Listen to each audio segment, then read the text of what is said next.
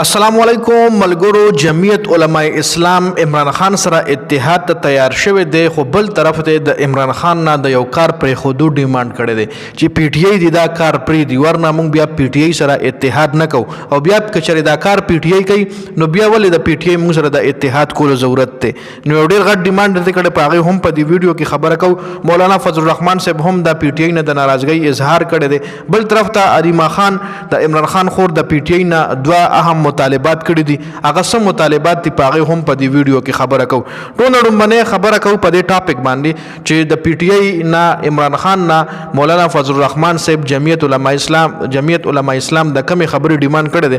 ټول نه پهله په دې باندې خبره کوو. جی د جی یو ای کامران مرتضی د جی یو ای یو ډیر اهم لیډر دی، هغه دا خبره کړي چې د پی ټی آی اسټابلیشمنت سره رابطې روان دي، زموږ تحفظات دي په دغه رابطو باندې، یعنی د پی ټی آی اسټابلیشمنت سره په رابطو باندې زموږ اعتراض دی او پی ټی آی سره چې د جی یو ای په کوم خبرو اتفاق شوی دی نو په کار د چې پی ټی آی په هغه قائم اوسي.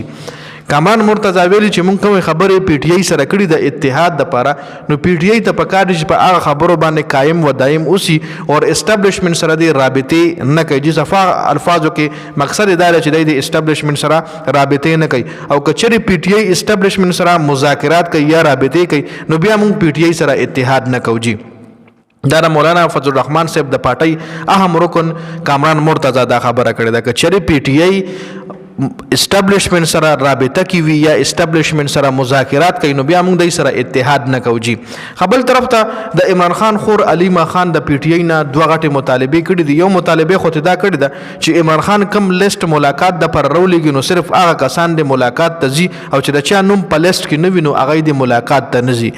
لکه مطلب عمران خان چې کم سړی راغواړي چې دا سړی د ما سره ملاقات وکړي نو هغه کس ته ملاقات ته ځي، چې د چا نوم ملاقات دپاره نه وي راغوستلی شوی نو هغه د هسې اډیاله جیل ته نه ځي، هسې د رش روش نه جوړوي. هسې هم په اډیاله جیل کې د ملاقاتونو چې کومه ملاقاتونو حوالې سره کم خبرونه راځي نو ملاقاتونه هسې هم د نه د لیډرشپ کېږي نه د عمران خان د فیملی کېږي. نو علیما خان وایي هسې رش روش مه جوړوئ چې د کم سړي ملاقات ضروري وي هغه د ملاقات ته ځي، هسې بېسه ملاقات تاسو عمران خان سره مه کوئ. جي دویمه کومه غټه مطالبه کړې، دویمه دا کړې ده چې د عمران خان رهایی پورې د کې پی کې ټولې اهمې فیصلې ودرئ. د کې پی کې حکومت ته د عمران خان رهایی پورې اهمې فیصلې ودرئ چې عمران خان کله رها شي دغه اهمې فیصلې به هغه په خپله کوي. دا علیما خان ویلي دي. نو آیا د عمران خان رهایی کې لږ وخت دی؟ آیا عمران خان به زر رها شي چې علیما خان وایي د کې پی کې حکومت ته اهمې فیصلې نه کوي؟ نو که اهمې فیصلې که چېرې عمران خان نه ریلیز کېږي یا هغه کې ډېر ټایم لګي نو بیا به دغه اهم فیصلې پینډینګ پرتې وي که نه څه به کوي دا به راتلونکي ټایم کې پته لګي. خو فلحال علیما خان د پی ټی آی حکومت نه د کې پی کې حکومت نه دغه مطالبې دوه کړي دي چې کوم په دې ویډیو کې ما تاسو سره ډسکس کړي. اوس دې حوالې سره تاسو سره لرئ خپله قیمتي رایه موږ سره په کمنټ کې ضرور شریکه کړئ.